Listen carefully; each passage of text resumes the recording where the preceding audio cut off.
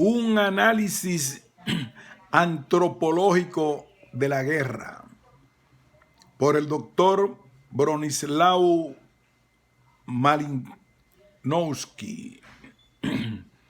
del American Journal of Sociology. Resumen. Lleva a confusiones el considerar los actos individuales de violencia de las luchas primitivas como antecedentes generales de la guerra moderna, y es falsa la creencia de que la guerra sea un resultado necesario de la naturaleza biológica del hombre. En las sociedades humanas, el impulso de la cólera se transforma por lo común en actitudes hostiles o en actos de violencia determinados culturalmente. Dentro de una institución de conflictos se someten a las normas de la conducta, a las técnicas, la ética y la ley. La guerra es productiva culturalmente cuando crea una institución nueva o un Estado-nación.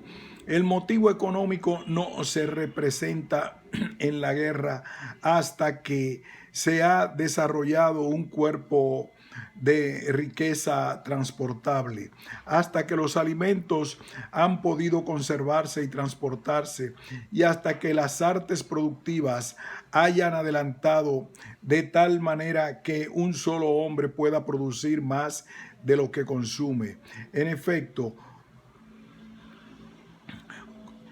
el efecto cultural más importante de la conquista es un enriquecimiento en la vida nacional mediante una visión.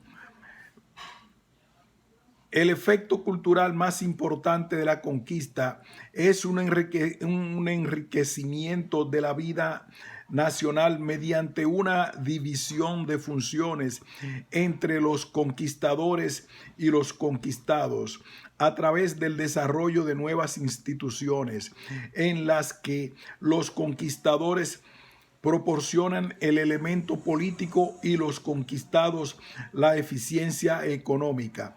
El totalitarismo, por destruir los recursos de la cultura y su estructura, es incompatible con la constitución de las sociedades humanas para el negocio normal de producir, mantener y transmitir la riqueza.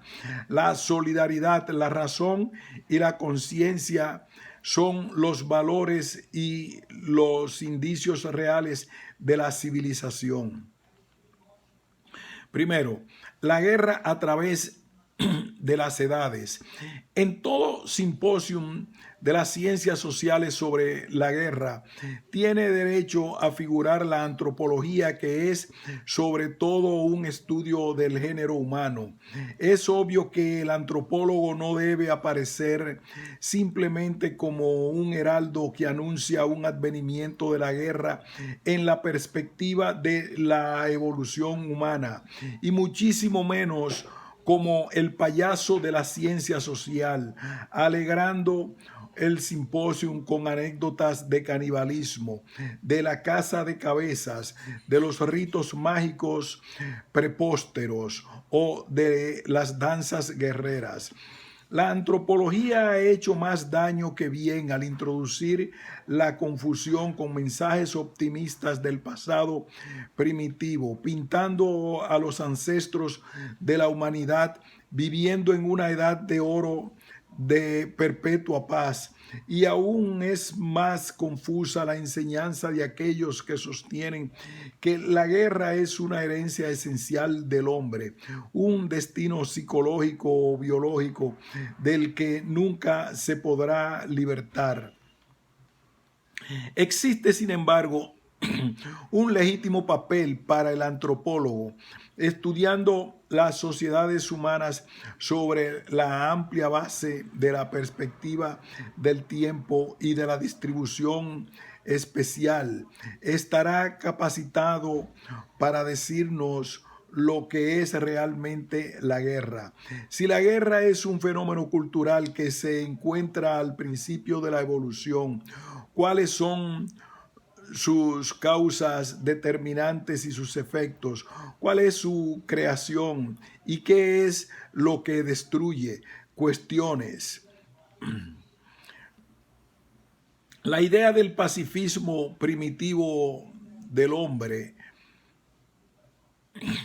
está asociada con el nombre de Grafton Elliot Smith, W. J. Perry, de Ferris W. Smith y otros miembros del Colegio de Viena. Los estudios de R. Holstein, Van der Billy y G. C. Wheeler nos muestran que los salvajes más inferiores no vivían en un estado de guerra perpetuo, lo cual es sustancialmente correcto. Sin embargo, no justifica generalizaciones como las de Elliot Smith cuando dice: el hombre natural es bueno en el fondo, honesto y considerado, casto y pacífico. La idea de que la guerra ha sido y es y será el destino del género humano ha sido elaborada por S.R. Steinmetz y sostenida por autoridades antropológicas como Sir Arthur Keith y el profe Ralph Linton. Ha sido aceptada en parte por el doctor Shotwell y el profesor Quincy Wright, entre otros líderes de la ciencia social. Una presentación clara y esencialmente correcta del comienzo de la guerra y de sus determinantes reales se encuentra en el artículo titulado Guerra en la Enciclopedia de Social Science, escrita por el profesor Elvin Johnson. Un análisis antropológico. Estas que pertenecen a la ciencia del hombre, las formas, los factores y las fuerzas que definen y determinan la guerra deberán, por tanto, analizarse dentro de una teoría correcta antropológica de la guerra. Todos estos problemas tienen su sostén teórico y práctico como miembro de un simposium de la guerra inspirado en un interés pragmático y filosófico. El antropólogo deberá conocer todas las circunstancias actuales de la guerra y los problemas prácticos que se originan en nuestra crisis contemporánea. No hay tiempo que desperdiciar en averiguar por qué arde Roma, o mejor dicho, por qué Roma ayuda a Berlín a incendiar el mundo. Dictado por el sentido común indispensable para el buen estadista, basado en la reflexión abstracta y filosófica, persistiendo por encima de los gritos de batalla de los ejércitos atrincherados y de los proyectos de la diplomacia. El problema principal del día es simple y vital. ¿Debemos abolir la guerra o debemos someternos a ella por elección o por necesidad? ¿Es de desearse una paz permanente o es posible esta última? Y de ser posible, ¿cómo la haremos propiciatoria? Seguramente que habrá que pagar un precio muy alto por cualquier cambio fundamental en la constitución del género humano. Claro está que en este caso el precio sería el de la rendición de la soberanía del Estado y la subordinación de todas las unidades políticas a un control mundial. Si este sacrificio es mayor o menor dentro de los términos de progreso, cultura y personalidad que los desastres producidos por la guerra, eso ya es otro problema cuya solución deberá fundamentarse en argumentos antropológicos. Creo que la tarea de evaluar la guerra en términos de análisis cultural es hoy el principal deber de la teoría de la civilización. En los países democráticos debe liberarse a la opinión pública del prejuicio y purificarla en lo que se refiere al conocimiento sano. Los estados totalitarios están empleando mucha energía y previsión y haciendo obra constructiva de la tarea de imbuir sus doctrinas en las mentes de sus gentes, tanta como la que gastan en construir armamentos. A menos que nosotros nos unamos ética y científicamente en la tarea contraria, no estaremos en condiciones de oponernos a ellos. Al mismo tiempo, la comprensión cultural completa de la guerra en sus relaciones con la nacionalidad y el Estado, en sus movimientos y efectos, en el precio pagado y en las ventajas tenidas, es también necesaria para el problema de proporcionar instrumentos a cualquier cambio fundamental. El problema de lo que es la guerra como fenómeno cultural cae naturalmente dentro de las ramas constitutivas de las determinantes biológicas de la guerra, de sus efectos políticos y de su constructividad cultural. En la siguiente discusión de las pugnas y la agresión, vamos a ver que hasta las luchas preorganizadas no son más simple reacción de la violencia producida por el impulso de la cólera.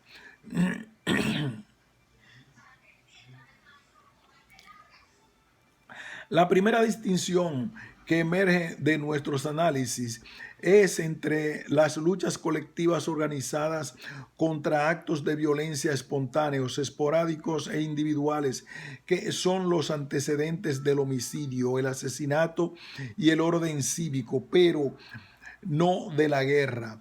Demostraremos entonces que las luchas organizadas tienen que ser discutidas del todo con relación a su fondo político. Las luchas dentro de una comunidad llenan una función enteramente diferente de la de los combates o batallas intertribales. Y aún entre estas últimas, sin embargo, tendremos que distinguir entre las guerras culturalmente efectivas y las operaciones militares que no dejan una huella permanente en términos de difusión, de evolución o de cualquier efecto posterior histórico y perdurable. De todo esto tiene que surgir el concepto de la guerra como una disputa armada entre dos unidades políticas independientes por medio de una fuerza militar organizada en la consecución de una política tribal o nacional. Y esta, como una definición mínima de la guerra, ya veremos lo fútil y confusa que es en relación con las quimeras, los gritos y las luchas primitivas como antecedentes genuinos de nuestra presente catástrofe mundial. 2. La guerra y la naturaleza humana. Tenemos entonces primero que enfrentarnos en el caso de la agresividad como conducta instintiva en las palabras de la determinación de la guerra por motivos intrínsecamente biológicos. Las expresiones de la guerra es tan antigua como el hombre. La guerra es inherente a la naturaleza humana. La guerra está determinada biológicamente o carecen de sentido o nos quieren significar que la humanidad tiene que producir guerras, lo mismo que todos los hombres tienen que respirar, que dormir, que procrear, que comer, que caminar, que evacuar donde quiera que vivan y cualquiera que sea su civilización. Muchos escolares saben esto y muchos antropólogos ignoran justamente los hechos que acabamos de mencionar. El estudio del hombre ha eludido ciertamente lo concerniente a las relaciones entre la cultura y los fundamentos biológicos de la naturaleza humana. Digamos simple y sencillamente que el determinismo biológico quiere decir que en ninguna civilización puede sobrevivir el organismo individual y continuar la comunidad sin una incorporación integral dentro de la cultura de aquellas funciones corporales como la respiración, el sueño, el descanso, las excreciones y la reproducción.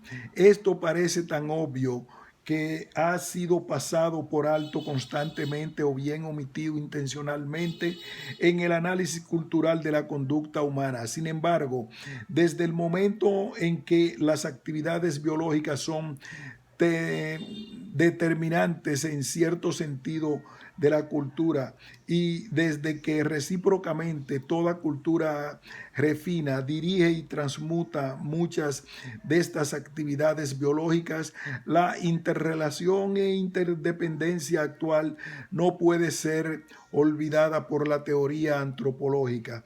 Tendremos que definir brevemente en qué sentido ciertas fases de la conducta humana son invariantes biológicas y entonces aplicar nuestro análisis a la agresión y a la pugna.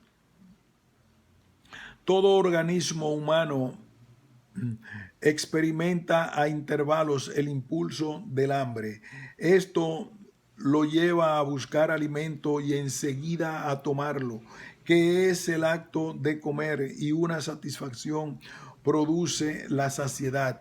La fatiga exige descanso, la acumulación de la misma, sueño,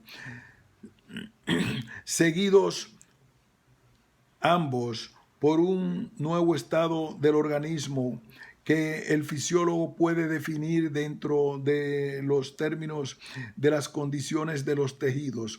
El impulso sexual más esporádico en su incidencia y rodeado por determinantes culturales más elaboradas y circunstanciales del cortejo, de los tabús sexuales y de las normas legales, lleva no obstante a una definida función del ayuntamiento, la conyugal, que a su vez es seguida por un estado temporal de quietud en lo que a este impulso se refiere.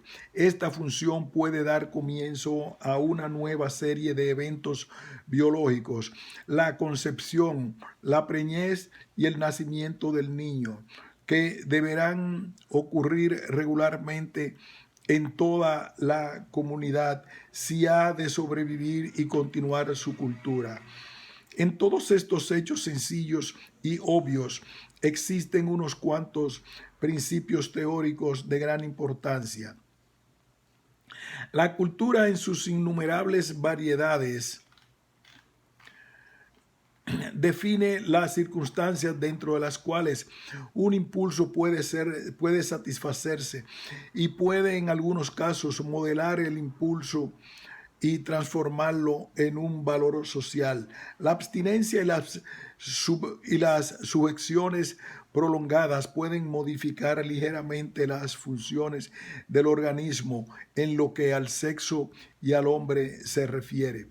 Las vigilias y los largos periodos de intensa actividad pueden determinar el descanso y el sueño no solamente por reglas orgánicas, sino también culturales. Hasta las actividades fisiológicas más regulares y aparentemente más puras, como la de la respiración, están eslabonadas con las determinantes culturales, en parte en la habitación y en los dormitorios, que acondicionan un tanto la cantidad de oxígeno disponible y tasan el aliento y el acto de la respiración, identificadas con la vida misma. Han sido el prototipo de toda una serie de prácticas y de creencias relacionadas con el animismo.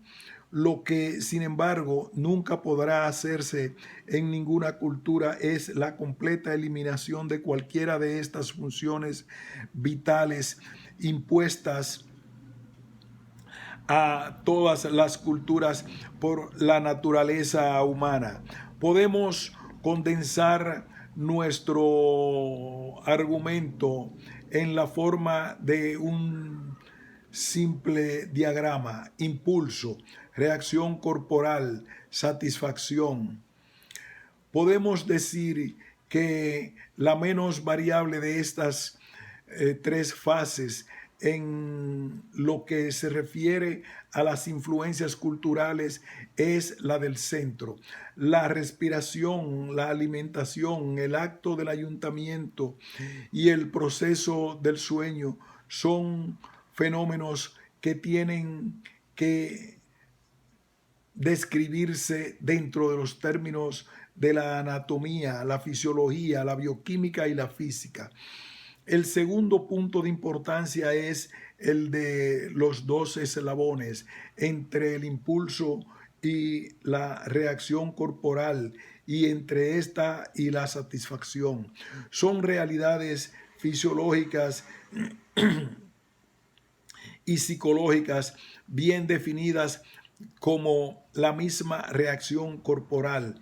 En otras palabras, toda cultura tiene que incorporarse integralmente la serie.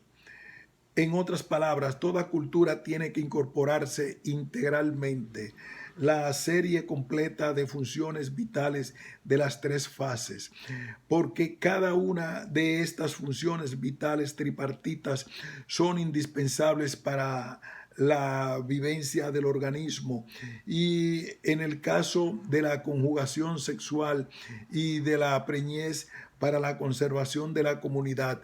Sin embargo, por complicadas y substanciales que sean las respuestas culturales a las necesidades básicas del hombre, por ejemplo, el cortejo, el matrimonio y la familia en relación con el sexo, los arreglos económicos domésticos, las actividades productoras de alimentos y el comisariado tribal o nacional en respuesta al hambre, son determinadas en cierto modo biológicamente, ya que tiene que incorporarse íntegramente a la cultura la serie vital con sus tres fases y los eslabones que las unen, intactos y completos. Podemos considerar la pugna y la agresividad y todas las demás reacciones hostiles, el odio y la violencia, como comparables a cualquier serie vital que acabamos de discutir. La contestación debería ser enfáticamente negativa. No es que el impulso de la agresión, de la violencia y de la destrucción estén ausentes de todo grupo o de la vida de cualquier ser humano. Si la actividad de la respiración es interrumpida accidentalmente o por un acto deliberado de otro individuo, la reacción inmediata contra él será la de una violenta lucha para remover el obstáculo o para vencer el acto humano de la agresión. Con puntapiés, a mordidas o empujones, empieza inmediatamente un combate que tiene que terminar con la destrucción del organismo sofocado o con la remoción del obstáculo. Arrebátesele la comida al niño hambriento, al perro o al mono, y provocará a usted inmediatamente fuertes reacciones hostiles. Cualquier intromisión en el curso progresivo de los preliminares sexuales, más aún, cualquier interrupción del acto fisiológico,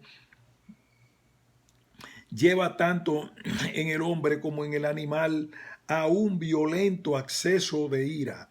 Este último punto, sin embargo, nos lleva directamente al reconocimiento de que el impulso de la cólera, las hostilidades de los celos, la violencia emocional, de la posesión sexual y del honor lastimado son productos de hostilidad y de pleitos directamente o con retardo, como lo es el impulso biológico cuando se difiere la satisfacción inmediata. Vamos a repetir esta última estrofa por considerarla de especial importancia. Con puntapiés, a mordidas o empujones, empieza inmediatamente un combate que tiene que terminar con la destrucción del organismo sofocado o con la remoción del obstáculo. Arrebátesele la comida al niño hambriento, al perro o al mono, y provocará a usted inmediatamente fuertes reacciones hostiles. Cualquier intromisión en el curso progresivo de los preliminares sexuales, más aún cualquier interrupción del acto fisiológico, lleva tanto en el hombre como en el animal a un violento acceso de ira. Este último punto, sin embargo, nos lleva directamente al reconocimiento de que el impulso de la cólera, las hostilidades de los celos, la violencia emocional de la posesión sexual y del honor lastimado son productores de hostilidad y de pleitos directamente o con retardo, como lo es el impulso biológico cuando se difiere la satisfacción inmediata. Podríamos sumar estos resultados con decir que el impulso que controla la agresión no es primario, sino derivado. Es contingente a las circunstancias en las que ha sido contenido un definido impulso biológico primario. Se produce también en una gran variedad de modos orgánicos determinados por factores puramente culturales como la propiedad económica, la ambición, los valores religiosos, los privilegios de los rangos, los sentimientos personales de arraigo, la dependencia y autoridad. Por tanto, el hablar de impulso de la pugna como determinado biológicamente no es correcto. Todo esto se aclara cuando reconocemos, mirando el diagrama anterior, que la esencia de un impulso es la de producir una clara y definida reacción corporal que a su vez produce la satisfacción del impulso. En las sociedades humanas, por el contrario, encontramos que el impulso de la ira se transforma en casi todos los casos en estados crónicos de la mente y del organismo humanos, de odio, de venganza y actitudes permanentes de hostilidad, que semejantes sentimientos definidos culturalmente pueden llevar y llevan a cometer actos de violencia. Quiere decir simplemente que dichos actos son determinados culturalmente y no biológicamente. En verdad, cuando contemplamos los casos actuales de acción violenta, individual u organizada colectivamente, encontramos que la mayoría de ellos son el resultado de imperativos puramente convencionales, tradicionales e ideológicos que no tienen nada que ver con un estado mental determinado orgánicamente. Es interesante saber que cuando se defiende el determinismo biológico o psicológico de la agresividad como algo inherente de la naturaleza animal del hombre, son fáciles de encontrar los ejemplos de conducta prehumana. Y es fácil demostrar que los perros, los monos, los cinocéfalos y hasta los pájaros luchan por las hembras, por los alimentos o por derechos especiales o territoriales. El estudio de los niños no maduros en las tribus primitivas o en nuestros propios planteles de crianza pone al descubierto que el argumento de la violencia es usado con mucha frecuencia, por lo que tiene que haber una constante vigilancia. Esto verdaderamente podría sugerir a cualquier observador competente que la eliminación de la violencia y de la agresión y no el fomentarlas es la esencia de cualquier proceso educacional. Cuando nos enfrentamos con la cuestión de dónde, cómo y bajo qué circunstancias actúa la agresión puramente fisiológica entre gente adulta, llegamos nuevamente a un resultado interesante. Suelen ocurrir casos en que gente normal y sana ataque, hiera o mate a otra persona bajo el influjo de la cólera, pero son extremadamente raros. Pensemos en nuestra sociedad. Se podrá aducir un número indefinido de casos tomados de un manicomio. Se puede demostrar también que en situaciones muy especiales, como las de las prisiones o de los campos de concentración o en los grupos cogidos por un naufragio o cualquier otro accidente. La agresión es muy frecuente.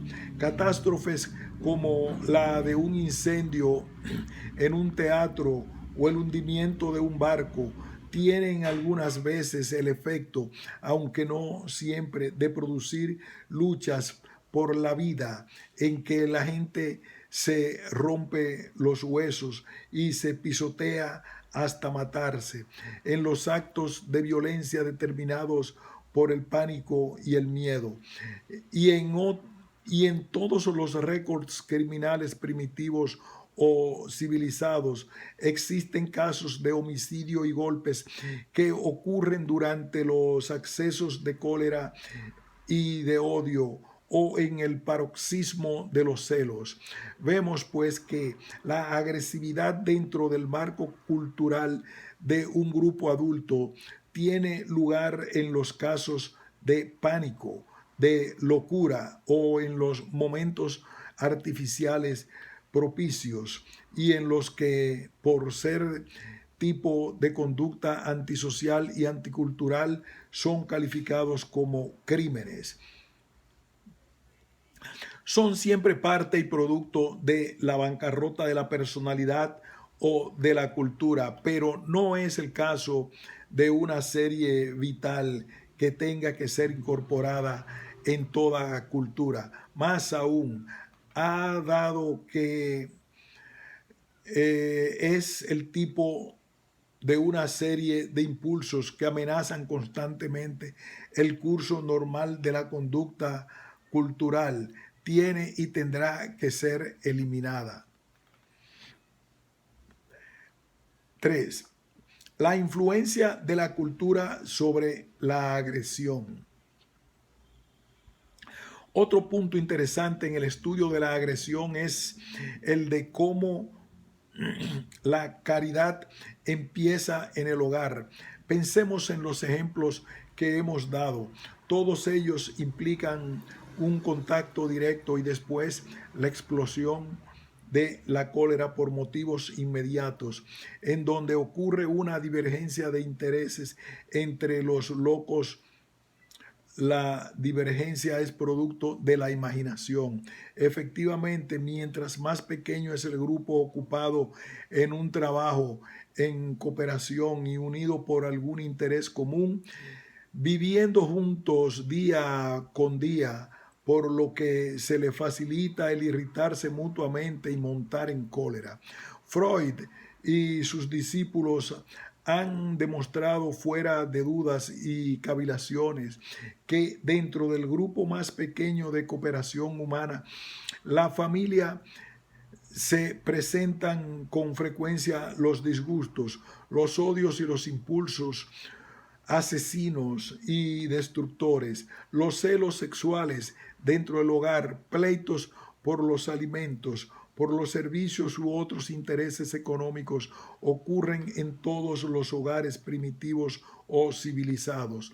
Yo mismo he visto a los aborígenes australianos, papuanos, melanesianos, bantus africanos e indios mexicanos, enojarse y hasta encolerizarse en ocasiones de estar trabajando juntos, celebrando fiestas o discutiendo algunos planes o asuntos de su vida cotidiana. Sin embargo, el hecho de la violencia corporal es tan raro que viene a carecer de importancia para la estadística. Veremos brevemente por qué esto es así. Los que sostienen la agresividad natural como causa permanente de la guerra tendrán que probar que esta agresividad obra más entre extranjeros que entre miembros de un mismo grupo. Los hechos tomados de la evidencia etnográfica nos dan una respuesta enteramente diferente. Los extranjeros de otras tribus están sobre todo eliminados de cualquier contacto con los otros. Así, los Vedas de Ceilán tienen hechos arreglos por medio de los cuales pueden hacer transacciones e intercambio mercancías y enviar mensajes simbólicos a sus vecinos. Los tamils y singaleses, sin llegar nunca a estar frente a ellos. Los aborígenes australianos cuentan con un elaborado sistema de aislamiento intertribal. Lo mismo sucede con los grupos primitivos como los punans de Borneo, los finlandeses y los pigmeos del África y de la Malasia. Además del aislamiento, encontramos también formas claras y legalizadas de contacto entre las tribus. En Australia y en Nueva Guinea, en todo el Pacífico y en el África, podemos encontrar sistemas de leyes intertribales que permiten a un grupo visitar a otro, comerciar entre ellos o colaborar en una empresa. En algunas regiones, una intrusión de parte de un extranjero contra las reglas de la ley intertribal y rompiendo la línea divisoria era peligrosa para el intruso. Podían matarlo o esclavizarlo y algunas veces servir de pis de resistencia en un banquete de caníbales. En otras palabras, la ejecución del delincuente la determinaba la ley tribal por el valor de su cuerpo para cocina de la tribu o de su cabeza para la colección de un especialista cazador de cabezas. Es obvio que la conducta del asesino y de la víctima en tales casos no tiene nada que ver con la psicología de la cólera, de la pugnacidad o de la agresividad fisiológica.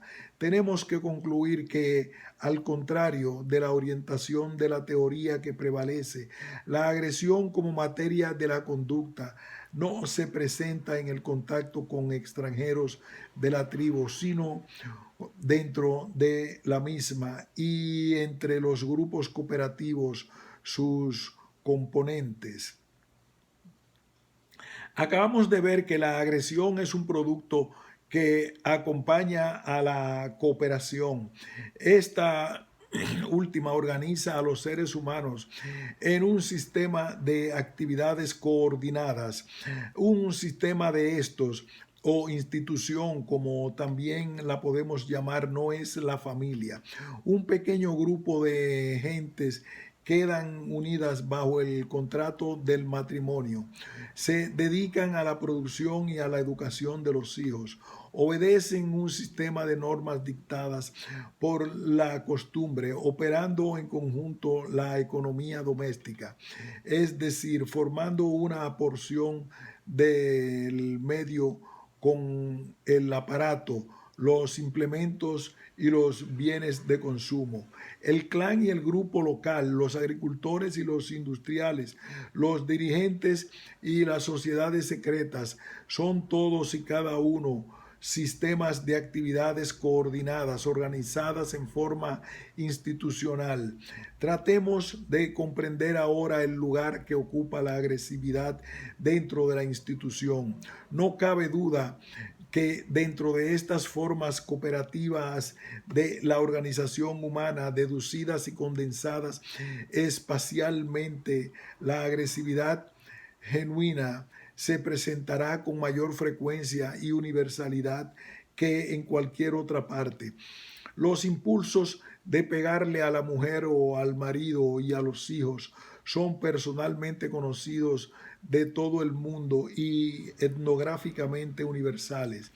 Ni los que están asociados o que trabajan juntos se libran de la tentación de acogerse por el cuello, ya sean primitivos o civilizados.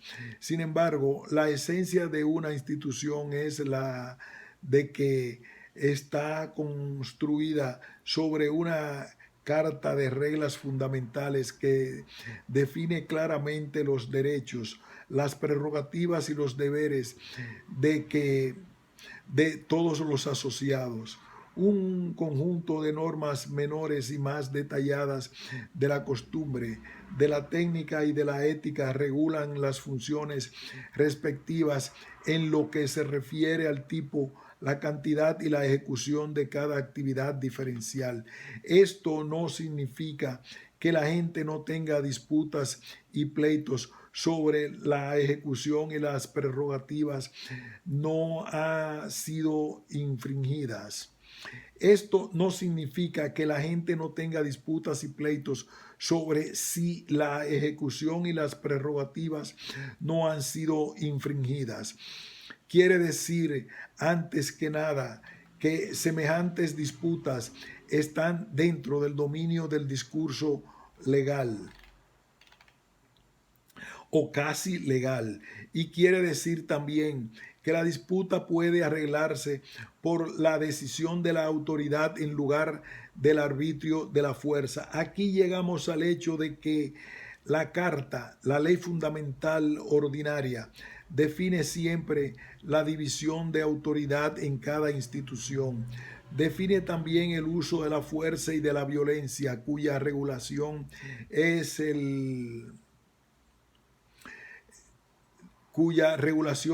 en verdad la esencia de lo que llamamos organización social de un grupo institucionalizado. La familia patriarcal le da al padre el derecho de gobernar aún haciendo uso de los implementos de la violencia. Bajo el matriarcado, el padre tiene que someterse en gran parte a las decisiones e influencias de la familia, de su mujer, particularmente del hermano de ella. Dentro de la institución del clan, las disputas y las disensiones están estrictamente proscritas porque el clan en muchas culturas actúa como una unidad de solidaridad legal. Sin embargo, el mito de la perfecta armonía de todos los hombres del clan ha tenido que disiparse. No obstante, las disputas dentro del clan son eliminadas rápida y efectivamente por la autoridad centralizada, definida y organizada de que están investidos los líderes y los patriarcas. El grupo local no solamente tiene el derecho de coordinar las actividades y los intereses económicos de las familias y de los clanes, sino que cuenta también con los medios para reforzar sus decisiones, y cuando se ha hecho uso de la violencia o hay que prevenirla. La tribu, como el grupo de coordinación más grande, tiene también su carta legal y cuenta a menudo con algunos medios de ejecución para hacer valer sus decisiones sobre las disputas, los pleitos y los odios dentro del grupo. Es característico, una vez más, que la mayoría de los pleitos en las estructuras primitivas ocurren entre las unidades más pequeñas del mismo grupo cultural.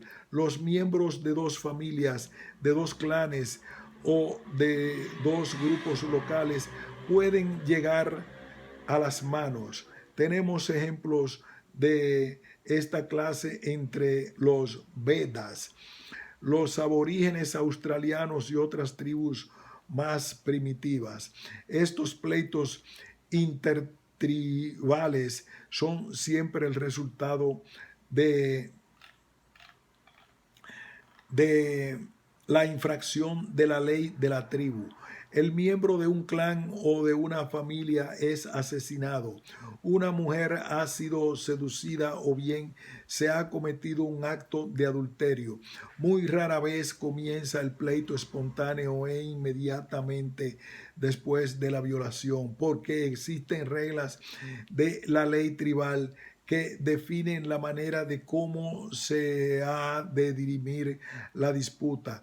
El tipo de pleito entre las familias, clanes o grupos locales es convencional, determinado en todos los detalles por las creencias y los elementos de cultura material y por los convenios.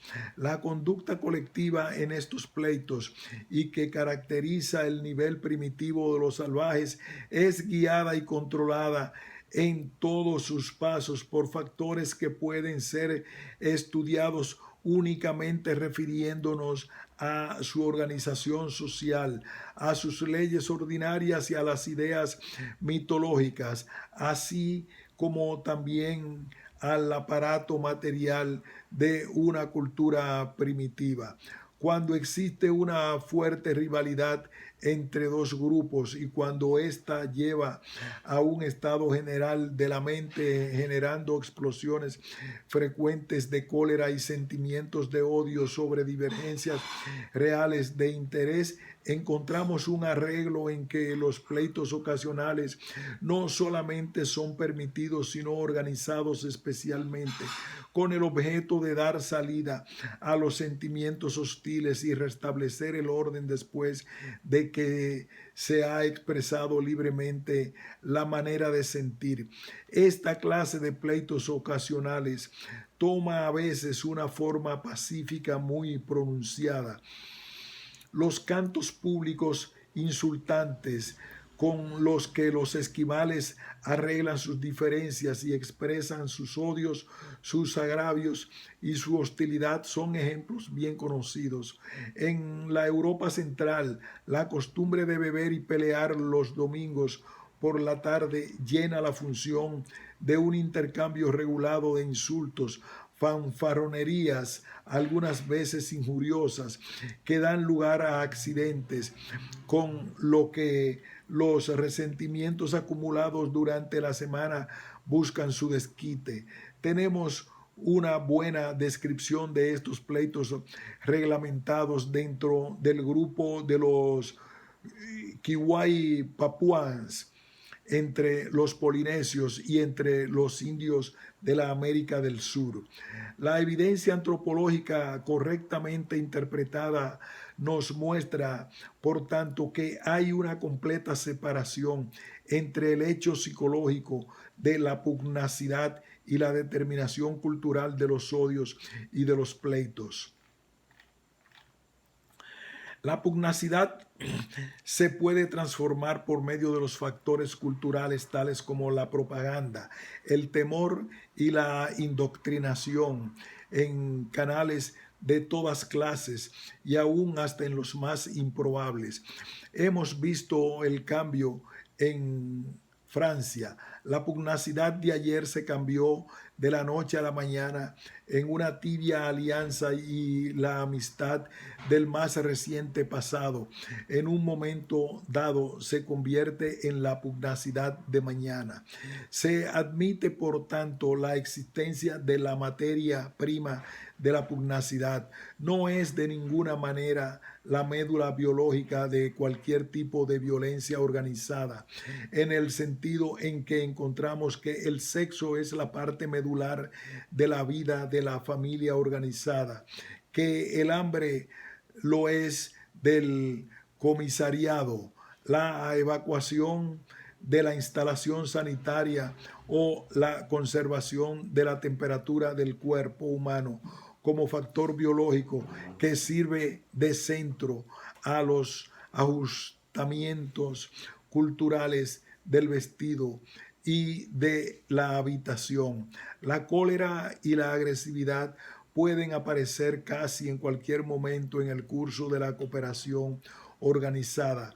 Su frecuencia disminuye con el tamaño del grupo como impulso. La pugnacidad es indefinidamente plástica. Como tipo de conducta puede ser desviada a un número indefinido de motivos culturales. En todas partes, en todos los niveles de desarrollo y en todos los tipos de cultura encontramos que los efectos directos de la agresividad son eliminados por la transformación de la pugnacidad en odios colectivos, en políticas tribales o nacionales que llevan a pleitos organizados y ordenados, pero que previamente cualquier reacción fisiológica de la cólera,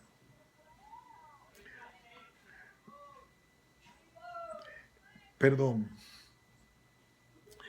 en todas partes, en todos los niveles de desarrollo y en todos los tipos de cultura encontramos que los efectos directos de la agresividad son eliminados por la transformación de la pugnacidad en odios colectivos, en políticas tribales o nacionales que llevan a pleitos organizados y ordenados, pero que previenen cualquier reacción fisiológica de la cólera.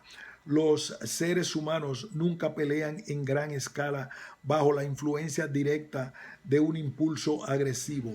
Combaten y se organizan para ello debido a la tradición tribal, a las enseñanzas de un sistema religioso o a un patriotismo agresivo, puesto que han aprendido ciertos valores culturales que están preparados a defender y están saturados de ciertos odios colectivos que los hacen estar listos para asaltar y matar.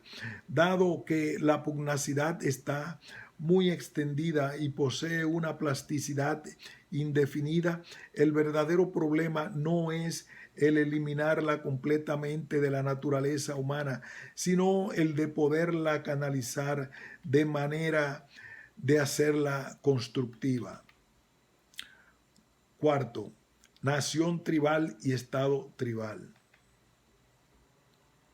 En nuestro estudio de la prueba antropológica, hasta donde el mismo arroja luz sobre la guerra moderna, estamos en busca de antecedentes primitivos genuinos de las luchas, tal y como ocurrieron en tiempos históricos y tal como han sido transformadas en las guerras mundiales modernas.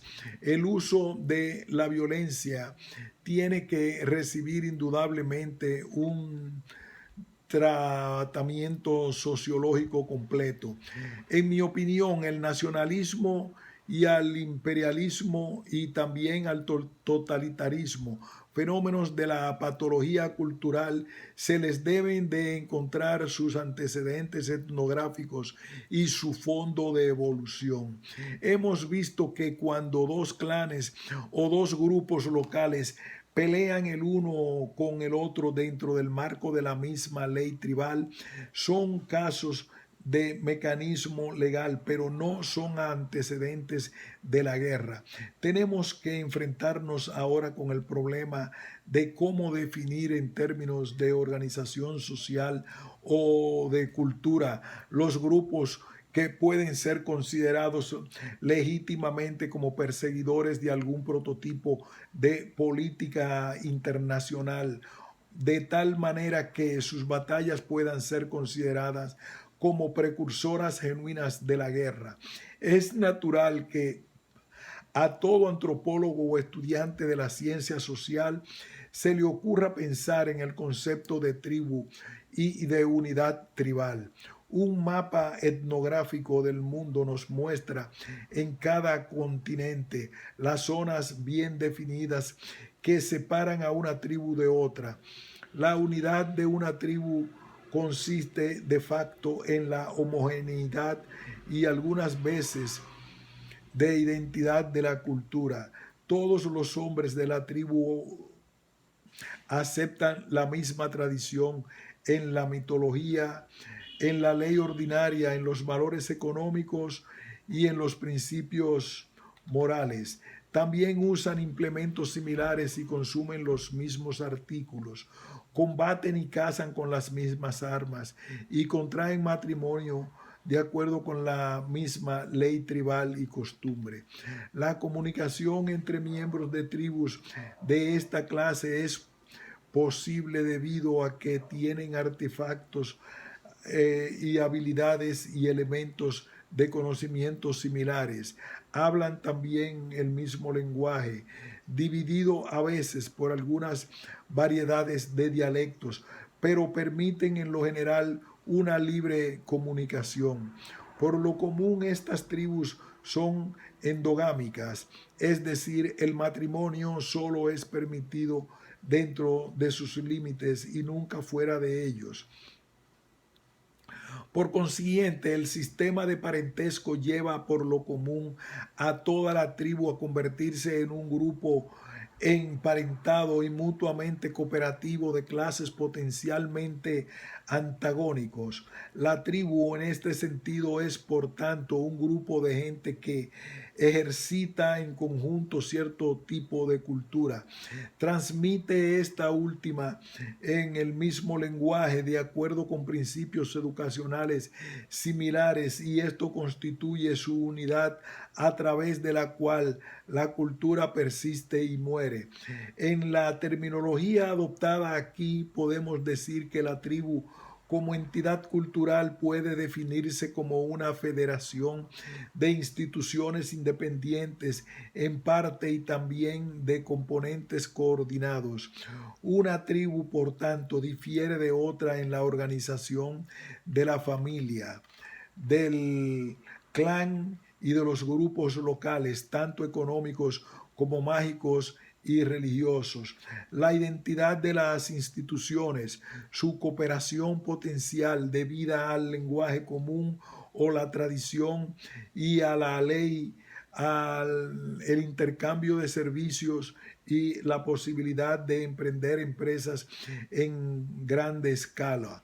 Son los factores que la hacen la unidad de un grupo primitivo y culturalmente homogéneo. Esto debemos aceptarlo como el prototipo de lo que definimos ahora como nacionalidad, un grupo grande, unificado por el lenguaje, la tradición y la cultura. Las divisiones que encontramos entre tribus primitivas culturalmente diferenciadas corresponden hoy en día a las divisiones entre alemanes y polacos, suecos y noruegos, italianos y franceses.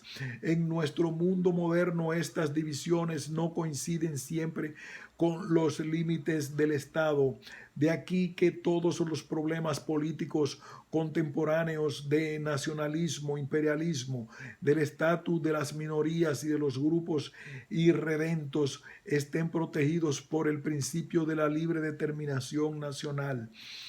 Todos estos problemas están abiertamente en relación entre la nación y el Estado. El principio de unidad política o estatal se puede encontrar también en niveles primitivos, creando divisiones y a la vez estableciendo la unidad. Sabemos ya que la autoridad como el poder que hace uso de la fuerza física para sancionar la ley existe aún en los niveles más bajos del desarrollo social. Hemos visto que en la esencia que constituye los sistemas organizados de actividades, es decir, las instituciones, hemos visto también que funciona como la base para un control territorial mayor de las relaciones entre las mismas. En el nivel más bajo hemos encontrado que el grupo local es la unidad coordinadora más grande con prerrogativas políticas. Si investigamos las condiciones políticas en algunos niveles de desarrollo más elevados, encontraremos en la mayor parte de los lugares del mundo, en Melanesia y Polinesia, en África y en América, que el poder político está ejercido por grupos regionales mucho más grandes, unidos por el principio de autoridad y por regla general equipados con una organización militar cuyo deber es, por una parte, el de la policía en el interior y por la otra, de defensa exterior contra la agresión. Gran parte de mi trabajo ha sido hecho en las islas Trobriand,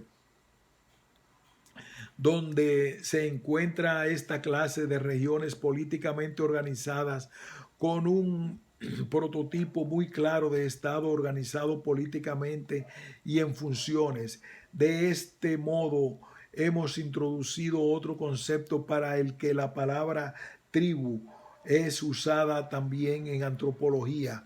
Propongo que la distinción entre unidad política y cultural es necesaria, con el objeto de crear su terminología. Sugiero la acuñación de dos expresiones: nacional tribal y estado tribal.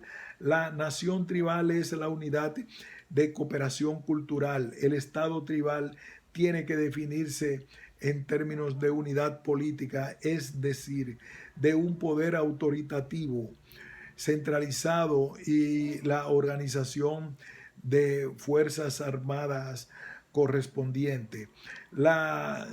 Se desprende de lo que llevo dicho, que la nación tribal es un tipo más primitivo y fundamental de la diferenciación cultural que el estado tribal.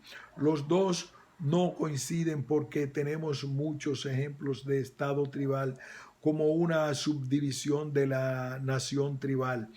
Los maorí de Nueva Zelanda, los nativos de la isla Trobriand, los Zulú antes de la llegada de los europeos y también muchas tribus de Norteamérica nos pueden servir como ejemplo. Entre ellos, la nación tribal abarca muchos estados tribales. Por otra parte, podemos aducir otros ejemplos del oriente y del occidente de África en los que dos o más naciones tribales están unidas dentro del mismo estado tribal. Tengo en la mente los reinos de Unjoro y de Uganda y unidades políticas tales como las de Masai o de Bemba. Todos tienen minorías sometidas dentro de sus dominios. Los dos principios de Estado y de nacionalidad deben, por tanto, guardarse separadamente en la teoría, dado que son diferentes en la realidad cultural. No obstante, ha existido siempre una convergencia de los dos principios y una tendencia de coalición de los dos grupos, la nación y el Estado. En Europa, esta tendencia, bajo el nombre de nacionalismo, ha hecho por fin su aparición dentro de las aspiraciones políticas, habiendo sido causas de guerras y rebeliones desde la Revolución Francesa y las guerras napoleónicas. Sus principales exponentes han sido Alemania, Polonia e Italia, donde la separación de los dos principios ha sido más pronunciada. Muchos historiadores consideran el nacionalismo en este sentido como un fenómeno enteramente nuevo en la reciente historia europea. En realidad, el nacionalismo es probablemente tan viejo como la aparición de cualquier poder político. Por una parte, una nación primitiva como tribu de cultura homogénea está mejor protegida contra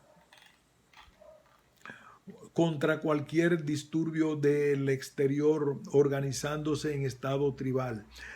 Por otra parte, el estado tribal más fuerte es aquel que coincide con la nación tribal, porque la organización política aún en las condiciones primitivas está basada más sólidamente en la asociación de los grupos cooperativos o a través de la posesión de un idioma, de un sistema de costumbres y de leyes, de una maquinaria económica y de un tipo de equipo militar. Quinto, la guerra y las políticas primitivas. Podemos volver al papel que desempeñaron las luchas en la primera cristalización del Estado y de la nacionalidad. Como hipótesis podemos sugerir que una vez que un fuerte grupo local desarrolla una máquina militar, empleará la misma en el sometimiento gradual de sus vecinos y en la extensión de su control político. La etnografía nos proporciona la evidencia de que existen las luchas entre grupos locales de la misma cultura. Nos da también un cuadro de las condiciones en que existen unidades políticas muy extensas que forman estados dentro de una gran nación. El estudio del status quo y de fragmentos de la historia de los maorí de Nueva Zelanda, de algunas tribus africanas y de la por nosotros bien conocida historia precolombina de México y el Perú, señala el hecho de que una vez que empiezan operaciones militares en una región, tienden las mismas a la formación de una nación-estado. Los arqueólogos y los historiadores del mundo del Mediterráneo nos pueden mostrar qué desarrollos análogos produjeron en el Estado romano algunas de las unidades políticas griegas y los imperios de Egipto, Babilonia, Asiria y Persia. Las guerras nacionalistas como medios unificadores bajo el mismo gobierno administrativo y provistas de la misma maquinaria militar con su grupo cultural homogéneo, es decir, de nación, han sido siempre una fuerza poderosa en la evolución y en la historia. Las guerras de este tipo son culturalmente productivas porque crean una nueva institución, la nación-estado. Es obvio que cuando la unidad política se extiende para abarcar la unidad cultural, las dos asumen un carácter diferente. La coordinación de cualquiera de las subdivisiones de semejante grupo, ya sea regional o institucional, se hace estándar y se organiza. Más aún, el Estado-nación asume por lo común un control mucho más pronunciado sobre la economía y el poder del hombre, sobre las contribuciones pagadas al tesorero de la tribu y los servicios públicos prestados. Puede también dar mayor fuerza a sus decisiones, es decir, sancionar las actividades administrativas y las leyes ordinarias. Es, por tanto, legítimo y considerar a las luchas de este tipo como antecedentes genuinos de ciertas guerras históricas. Las luchas en este caso son funciones de un instrumento de la política entre dos estados tribales que llevan a la formación de grupos políticos más grandes y finalmente de la nación tribal. Es necesario recordar que las luchas organizadas en algunos estados elevados de salvajismo o de barbarismo no presentan siempre este carácter político tan significativo. La mayoría de las luchas en estos estados pertenecen a un tipo exótico, interesante y bastante complicado. Cacerías de cabezas para las fiestas de caníbales o de víctimas para los sacrificios humanos dedicados a los dioses tribales. El espacio no me permite entrar más allá de lleno en el análisis de este tipo de luchas, pero basta decir que no tienen relación con la guerra porque carecen de caracteres políticos, ni pueden ser considerados como un objetivo sistemático de política intertribal. Las cacerías de los seres humanos con objeto de hacerse de trofeos anatómicos, los diversos tipos de luchas armadas con objeto de arrebatar cuerpos humanos para los actos de canibalismo de orden místico o como alimento para los dioses o para los hombres, presentan una fase de la evolución humana que puede explicarse dentro de los términos de la ambición, la sed de gloria y de los sistemas místicos. En un análisis competente de la guerra como factor de evolución humana, debemos de apartarlos de la guerra constructivas y de los sistemas de guerra organizados. Hasta donde hemos estudiado las luchas organizadas sobre principios políticos y llenando una función política, y en lo que hemos dicho con brevedad sobre los tipos deportivos de las cacerías de seres humanos, ¿dónde entra el motivo económico en nuestro problema? Vemos claramente que se encuentra ausente en los primeros tipos de luchas.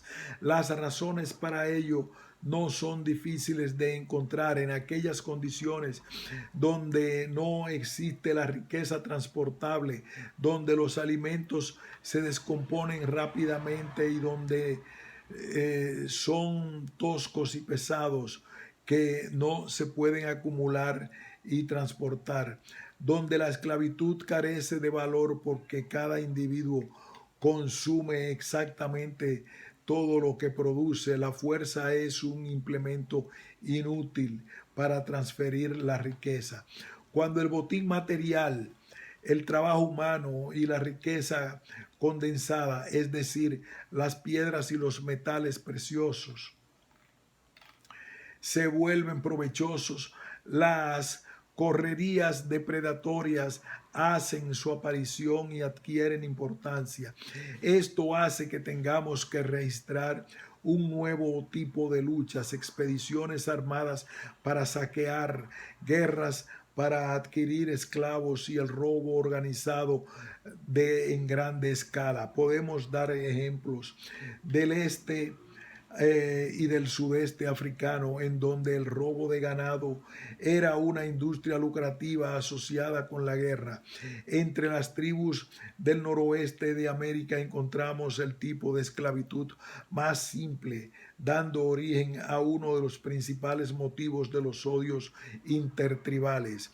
Las tribus nómadas organizadas en bandas de ladrones que controlaban algunas de las rutas que tenían que recorrer las caravanas en el norte de África y en Asia, desarrollaron y usaron su eficiencia militar para imponer un sistema de tributos y para vivir y a expensas de sus vecinos ricos de vida sedentaria dedicados al comercio y a la agricultura.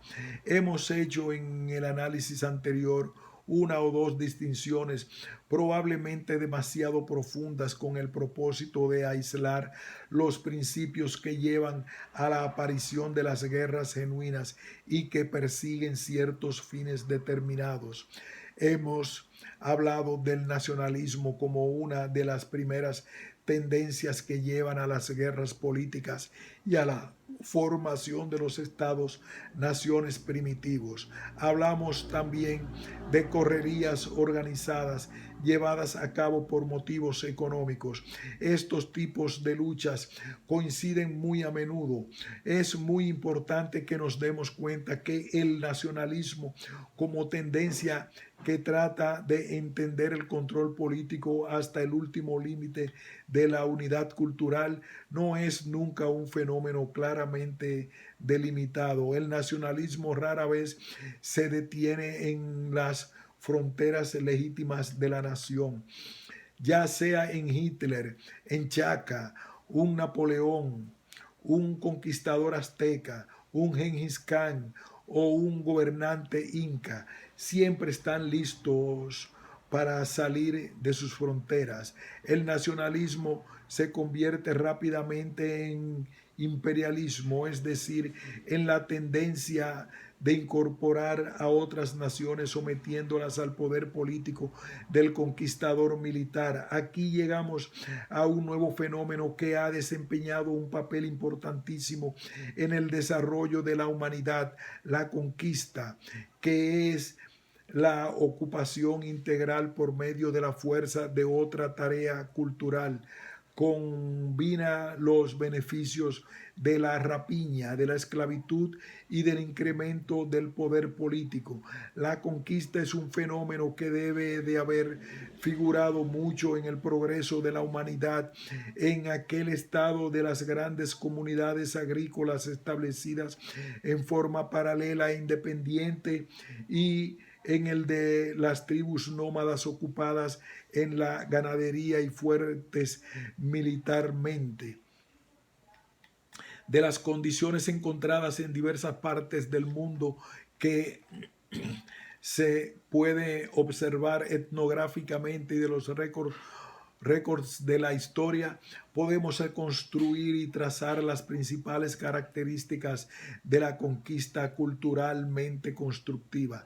Las mejores áreas etnográficas para este análisis se encuentran entre las tribus del África Oriental, en donde aún podemos estudiar la simbiosis de las tribus ganaderas invasoras, amiticas o nilóticas, de las tribus nómadas, de las bantus de vida sedentaria dedicadas a la agricultura, o bien podemos ir a algunas partes del África Occidental, en donde encontramos grandes monarquías en las cuales los negros africanos occidentales, agricultores y de vida sedentaria, viven bajo la férula de sus conquistadores sudaneses.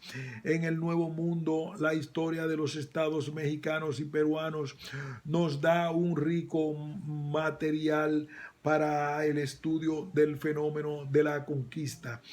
El efecto cultural más importante de la conquista en todas partes es el enriquecimiento de la vida nacional mediante una división natural de las funciones entre conquistadores y conquistados, y por medio del desarrollo y cristalización de muchas instituciones adicionales. Los conquistadores proveen el elemento político y los conquistados, por regla general, suplen la eficiencia económica. Esto significa también que los conquistadores, al explotar a la comunidad sojuzgada, organizan una tesorería tribal, un instinto de impuestos, estableciendo las comunicaciones y cierta seguridad que estimulan a la industria y al comercio. Con el choque de dos culturas diferentes viene la formulación de las leyes ordinarias de cada tribu, apareciendo a menudo un sistema compuesto de codificaciones.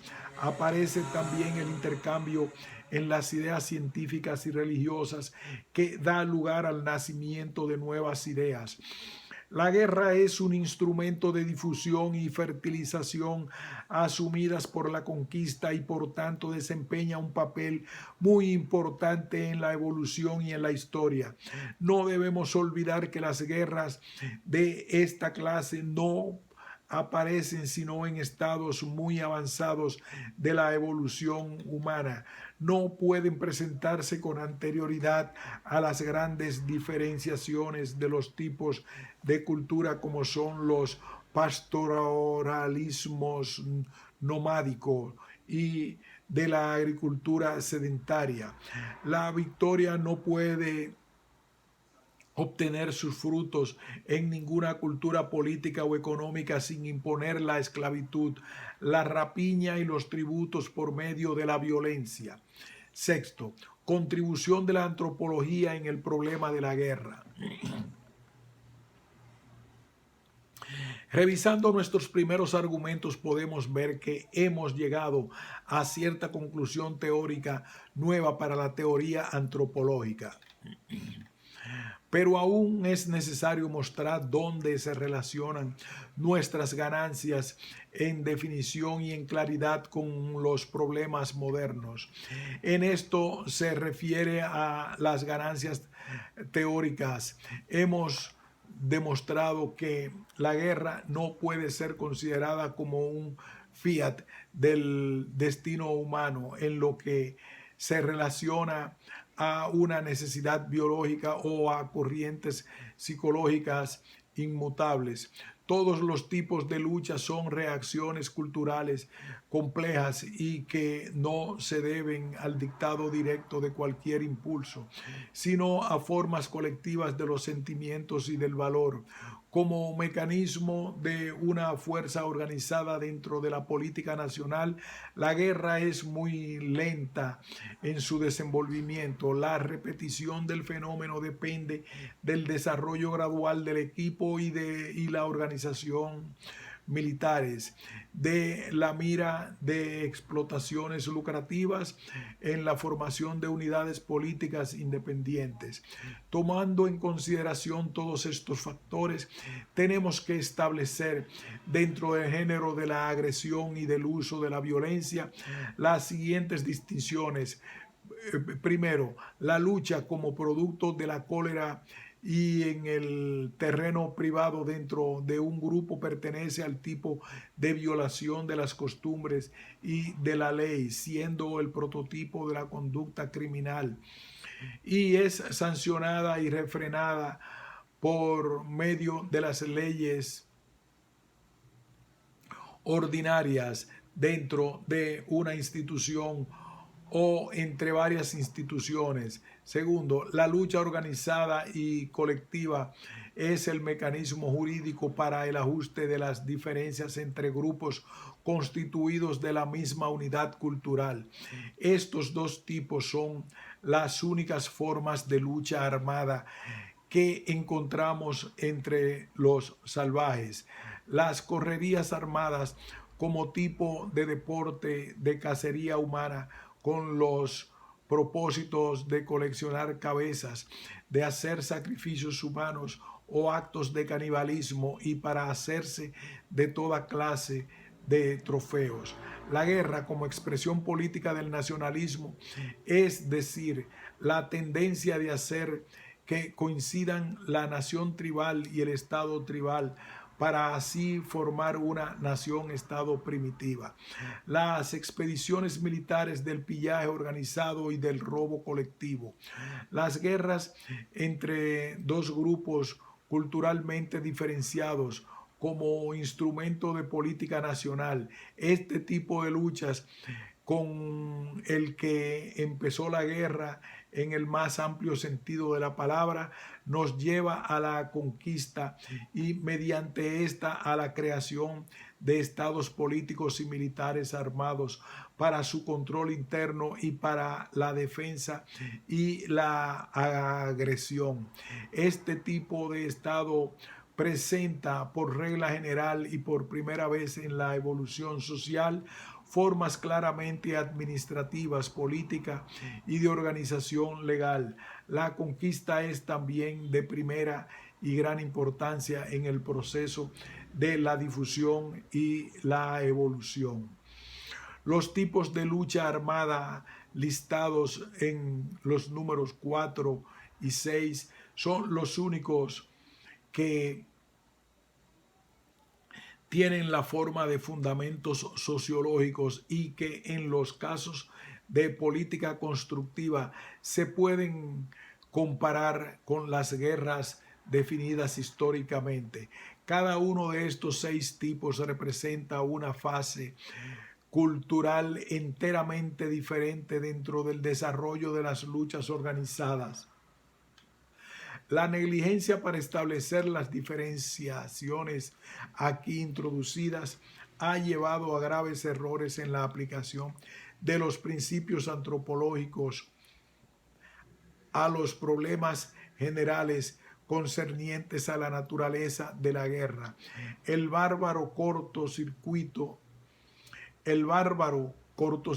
con el que los imperialismos modernos, los odios nacionales y la sed de poder mundial han sido relacionados con la agregación y la pugnacidad es en mucho el resultado de no haber establecido las anteriores distinciones, de despreciar la función cultural del conflicto y de confundir la guerra como fenómeno mecanizado y altamente especializado como cualquier forma de agresión.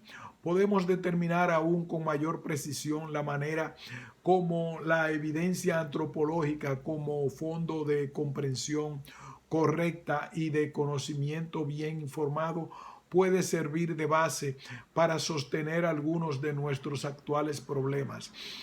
En lo general, por supuesto, y dado que nuestro objetivo principal es el de saber si la guerra destruirá la civilización occidental o no, el análisis antropológico que insiste en considerar el contexto cultural de la guerra nos puede ser útil. Es muy importante en la discusión teórica de si la guerra puede ser controlada o finalmente abolida, el reconocimiento de que la misma no tiene un fundamento biológico. El hecho de que no se encuentra en los primeros comienzos de la cultura humana es muy significativo. Es obvio que si la guerra fuera necesaria para la evolución humana, que si fuera algo sin lo cual los grupos humanos hubieran decaído, y que gracias al cual avanzaran. La guerra no podría estar ausente en las primeras etapas en las que tuvo lugar el nacimiento de las realidades culturales bajo las restricciones más severas y los odios más terribles. Un ingrediente verdaderamente vital no podría, por tanto, faltar en la composición de la humanidad primitiva, luchando por colocar los cimientos del progreso futuro. La guerra, vista en una perspectiva de evolución, es siempre un elemento altamente destructivo. Su propósito y razón de ser depende de si crea valores mayores de los que destruye. La violencia es constructiva y o cuando menos provechosa en los casos en que pueden llevar a transferencias de riqueza y privilegios en grande escala, a crear ideologías y darnos experiencia moral. De esta manera, la humanidad tiene que acumular una gran existencia de bienes transferibles, de ideas y de principios antes de difundirlos por medio de la conquista, y más aún reorganizar y utilizar recursos económicos, políticos y espirituales que nos lleven a cosas más grandes que aquellas que han sido destruidas por las guerras. Nuestro análisis nos ha demostrado que la función del ejercicio cultural está asociada con uno de los grupos más grandes, la nación tribal. La función de destruir y también la de reconstruir en materia cultural está asociada con la del Estado tribal. Aquí el estudiante de la ciencia social podrá ver claramente una vez más que al dar un fondo etnográfico a los conceptos de Estado o de nación, de nacionalismo y de imperialismo, hemos contribuido seguramente a la clarificación teórica de los hechos modernos correspondientes. Lo que nos importa hoy siempre es la cultura humana como un todo, en todos sus variedades raciales y religiosas, nacionales o afectadas por la diferenciación regional de los intereses o de los valores. La nacionalidad en sus múltiples manifestaciones hoy como siempre es la portadora de toda cultura.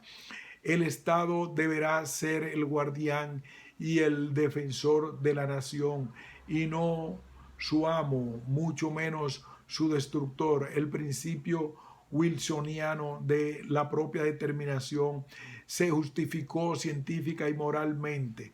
Su justificación llegó solamente hasta donde decía que cada cultura debería de contar con el espacio suficiente para su desarrollo, es decir, todas las naciones deberían vivir en paz y en libertad.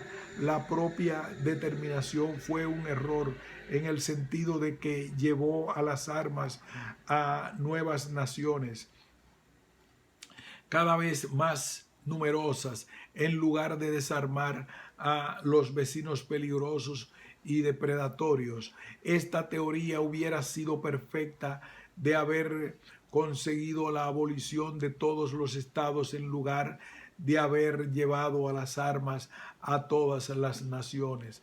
Por tanto, la fórmula general que el análisis antropológico impone en nuestra política sana y luminosa es la de la completa autonomía de cada grupo cultural y el uso de la fuerza solamente como una sanción de la ley de las relaciones extranjeras, como una policía del mundo entero.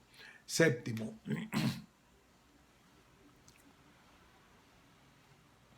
el totalitarismo y las guerras mundiales.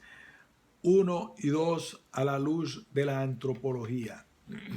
El análisis antropológico de las condiciones modernas no puede, sin embargo, detenerse aquí, ni debe de darse por satisfecho con la muy importante afirmación, aunque sumamente general, que acabamos de formular.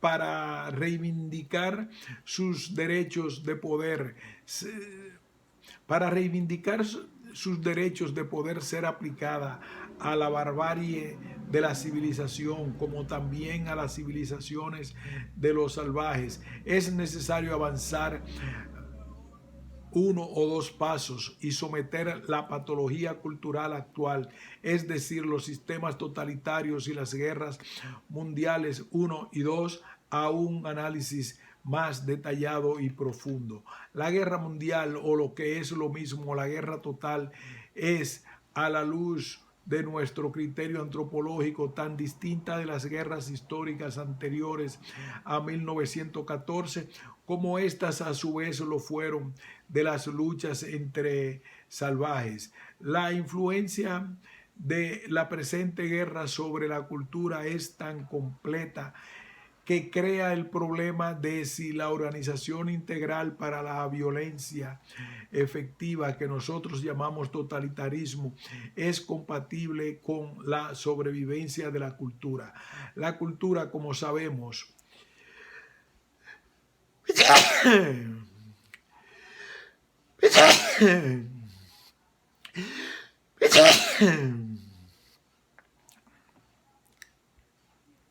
la cultura, como sabemos, la ejercitan en cada una de sus variedades aquellas instituciones dentro del grupo que funcionan cooperativamente y en parte independientemente o en coordinación, y que nosotros hemos definido como la nación. Así ha sido ejercitada y transmitida desde los comienzos de la humanidad hasta el principio de nuestro siglo. Los fundamentos de la era democrática, liberal e industrial, al escribir estas líneas, aún sobreviven en los Estados Unidos y en algunos países de la América Latina, habiéndose formado sobre la misma estructura de diferenciación institucional y de coordinación por el Estado que controlaba el desarrollo de la civilización humana como un todo. El principio del totalitarismo, rojo o negro, café o amarillo, ha producido la revolución más radical que ha conocido la historia de la humanidad. En su significación cultural no es sino la transformación de la nacionalidad y de todos sus recursos en una tecnocracia letal, instrumento de la violencia, y viene a ser aquello que el fin justifica los medios. El fin es la adquisición de más poder por un Estado, es decir, mayor espacio para la organización de la violencia en más grande escala y para usos destructores, así como los fines del totalitarismo, hasta donde gradualmente destruyen todos los recursos de la cultura y su estructura. Son diametralmente opuestos y del todo incompatibles con la constitución de las sociedades humanas para el normal y pacífico negocio de la producción, el sostenimiento y la transmisión de la riqueza, la solidaridad, la razón y la conciencia, que son los índices reales y los valores de la civilización. Sostengo que la guerra de 1914-18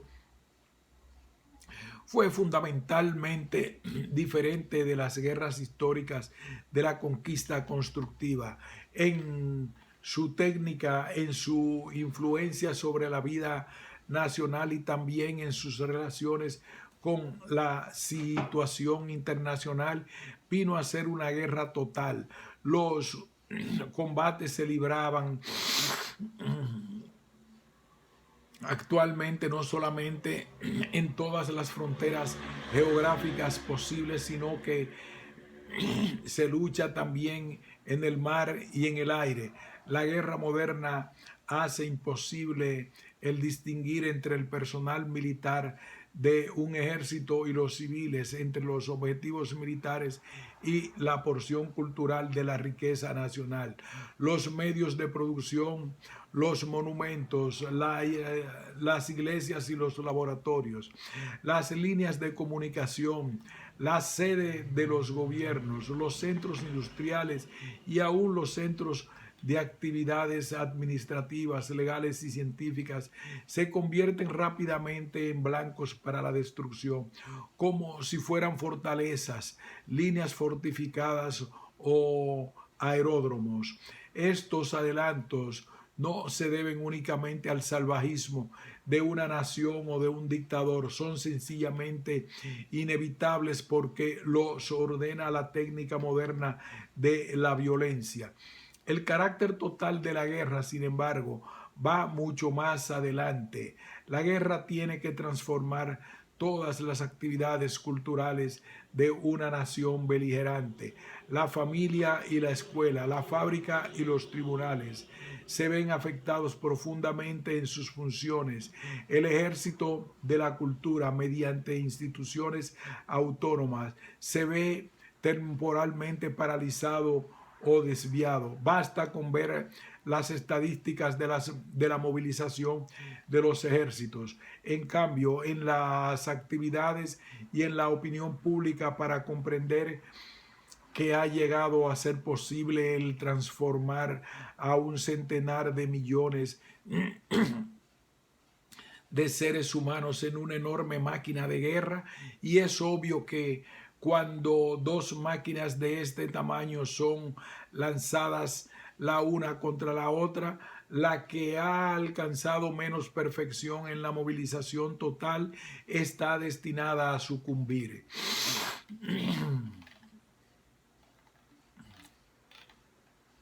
El estupendo y casi milagroso éxito de la Alemania de Hitler, que ha dejado atontada a la opinión pública tanto de los neutrales como de los beligerantes, ha hecho que algunas de las lecciones de la realidad no hayan sido aprendidas.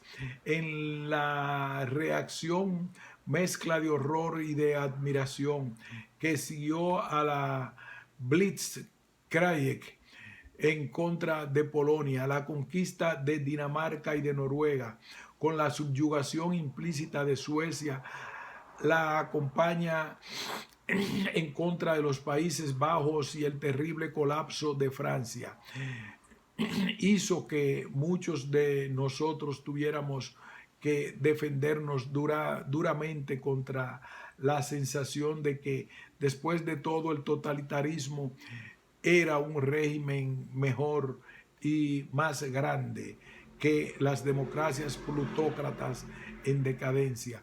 Pero la sana comprensión antropológica de estos hechos como fenómenos culturales nos enseña otra cosa.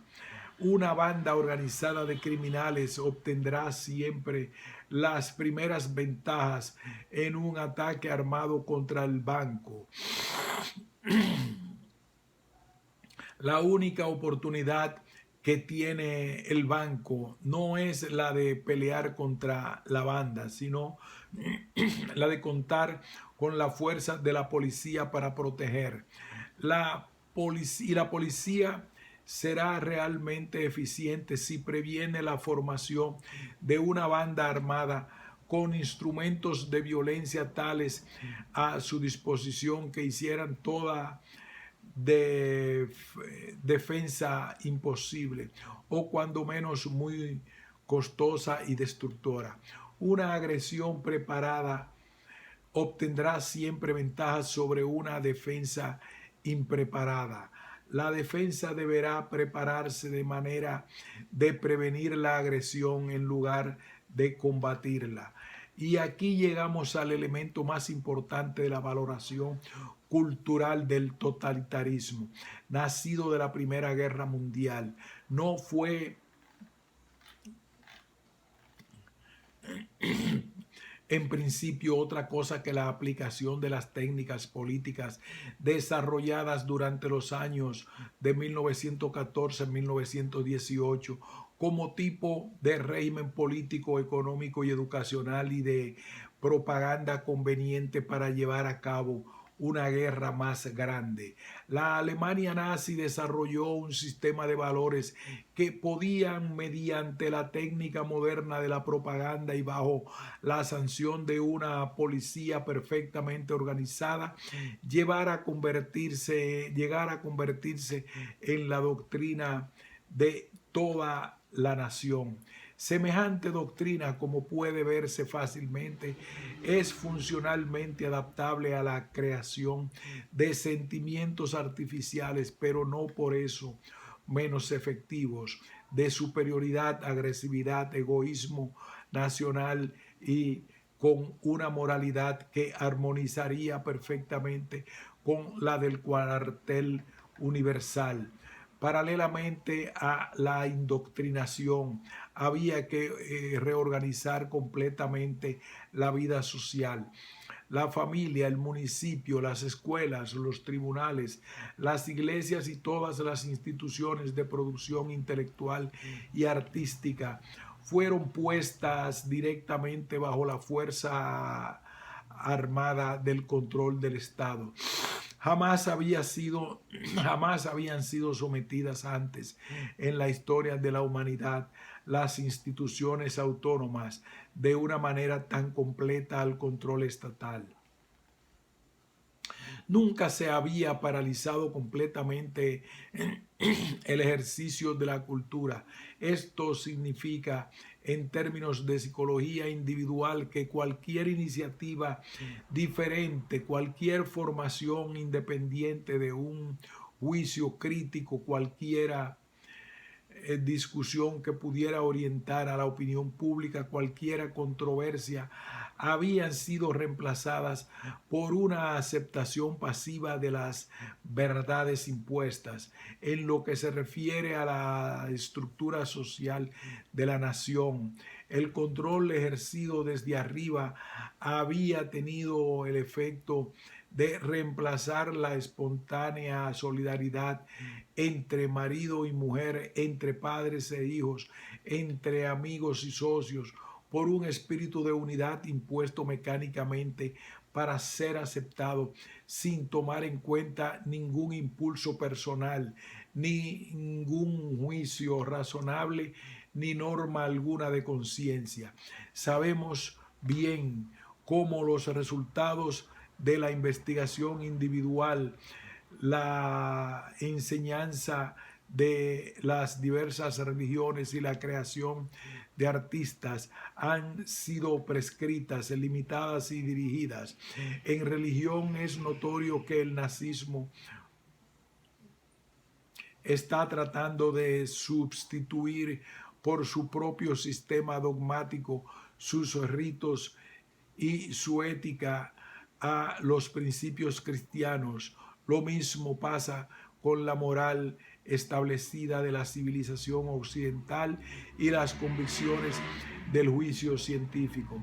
No es necesario lanzar invectivas contra el sistema totalitario. No es lugar seguramente para la indagación moral y los puntos de vista parciales. La ética científica, en todo caso, debe limitarse a decir con claridad las consecuencias de una acción tipo, ya sea una empresa en pequeña escala o un sistema mundial. La ciencia tiene siempre el derecho y el deber de señalar las consecuencias de una revolución cultural.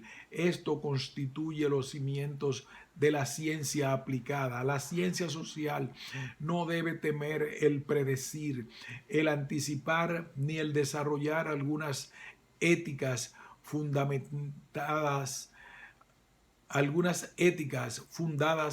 en la razón, sin que esto quiera decir que tengamos el deber y nos tomemos la libertad de condenar ciertos fines en el terreno de la moral. Podemos, sin embargo, señalar, si así es el resultado de nuestra opinión y de nuestros análisis, que el totalitarismo debe de llevar a la destrucción de la nación con la que se ha asociado y más tarde a la destrucción en escala internacional. El totalitarismo es una expresión radical en el equilibrio de la balanza entre el Estado y la nación. Es radical debido a que los medios modernos de la movilización mecánica del poder, de los recursos económicos y de los valores espirituales ha llegado a ser tan peligrosamente efectiva como que es posible actualmente reformar comunidades enteras de cientos de millones de seres, haciéndolas cambiar de nacionalidad, transmitiendo y desarrollando una cultura hasta transformarla en una máquina bélica que pueda obtener la supremacía en la guerra, pero incapaz seguramente de conservar la herencia de cultura nacional. La nación alemana que una vez dirigió las ciencias y las artes, que cuenta con un folclore regional altamente diferenciado, con vida campesina y una gran diversidad de actividades económicas, ha sido transformada en un sistema de cuartel en grande escala. Sería una tarea histórica importante el mostrar que la grandeza de Alemania se debía a las diferencias tradicionales, regionales y raciales de sus componentes. La progresiva extinción de esta diversidad de elementos es el precio que tiene que pagar la nación alemana por convertirse en un Estado tan poderoso. El nacionalismo dentro del sistema totalitario moderno es una forma perniciosa porque se ha convertido en el mayor enemigo de la nación misma. ¿Qué lugar ocupa el totalitarismo dentro de la política y la policía internacionales? Es obvio que la humanidad se enfrenta ahora con dos alternativas: la victoria final a la larga del totalitarismo o de la democracia. Ningún Estado organizado sobre la base de la paz, es decir, sobre el más completo y efectivo ejercicio de la civilización, puede competir con un Estado organizado para la eficiencia en la guerra. La victoria nazi puede ser final si la nación-estado de Hitler asume por sí sola el completo control de todo el mundo. Si esto fuera probable o siquiera posible, podríamos arguir que una vez que la humanidad queda sometida a un conquistador, se imponen enseguida las condiciones de la conquista constructiva y creativa, con los consiguientes resultados benéficos obtenidos a precio muy alto, pero finalmente aceptados. La posibilidad de una victoria completa de un solo Estado no existe. Si Alemania gana, tendrá que reconocer cuando menos otros tres poderes totalitarios: Italia, Rusia y el Japón. Si Italia se elimina y se convierte en mero apéndice del hitlerismo, los Estados Unidos de América tendrán que pasar al rango de un país totalitario, en la presunción de que la Gran Bretaña sea vencida y absorbida por el bloc totalitarismo alemán, como le ha sucedido a Francia. Los Estados Unidos deberán continuar aislados, y esto significa nuevamente o el abrazar el totalitarismo o dejarlo en un estado precario de materia política, económica y cultural independiente. Afortunadamente, la Gran Bretaña está aún peleando la batalla por la libertad y la civilización, y como ha sido siempre su costumbre, podrá perder todas las batallas exceptuando la última. El totalitarismo, a menos que llegue a ser un imperio universal de una sola cabeza, no podrá ser fuente de estabilidad, sino por el contrario, el origen de una era de guerras mundiales periódicas. El análisis antropológico sirve de sostén para quienes creen que la guerra debe ser abolida. El nacionalismo, como demanda de autonomía cultural dentro de todo grupo unido por el lenguaje, la tradición y la cultura, es perfectamente legítimo e indispensable para llenar los fines propios de estas últimas. Semejante autonomía cultural de las partes que componen la humanidad del presente ha sido y es el principio de la vida nacional del antiguo imperio austrohúngaro y de Suiza. Lo es también de las relaciones de las naciones latinoamericanas con su poderoso vecino, los Estados Unidos de Norteamérica. Estando las primeras incapacitadas del todo para defender su autonomía cultural por medio de la fuerza, pueden gozar de ella gracias a los enormes beneficios de la política del buen vecino. Vivimos en un mundo donde las modas van y vienen, y en donde los principios y los ideales más sanos se desacreditan porque se considera que están gastados o que han durado demasiado. Esta actitud es casi tan perniciosa como ciertos gérmenes del totalitarismo. Los estudiantes de las ciencias sociales deben de combatirla. Por mi parte, debo reiterar las creencias que inspiraron a los más profundos pensadores y a los grandes luchadores de la última guerra. Creo que se debe librar una guerra legítimamente con objeto de combatir y acabar con la guerra misma. Creo que la paz futura de la humanidad es posible solamente sobre el principio de una república de naciones. Y creo también que una humanidad dividida aún en razas, culturas, costumbres e idiomas, la perfecta tolerancia en las relaciones raciales y en el tratamiento de las nacionalidades y de las minorías nacionales. Lo mismo en lo que se refiere al respeto por el individuo, sería el verdadero manantial de todo progreso y los cimientos de la estabilidad. El gran enemigo actual es el Estado soberano, aún el que encontramos dentro de las repúblicas democráticas, porque es cierto que ha alcanzado un desarrollo maligno de totalitarismo.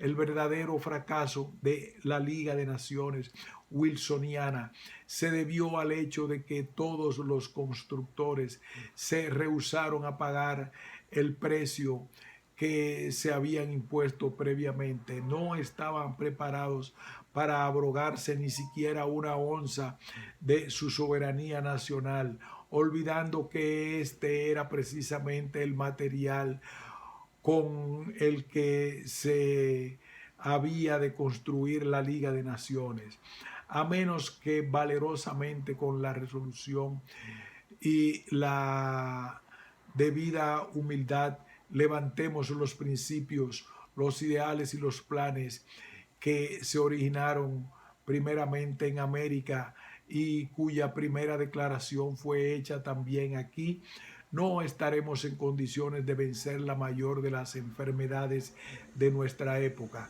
sea que se llame guerra total, totalitarismo, Estado soberano radical o injusticia en materia racial, religiosa y nacional. Siempre resultará como una sustitución de tener a una fuerza como argumento y la opresión por la justicia y a un crudo dictado y misticismo por la fe y la razón. Institute of Human Relations, Yale University.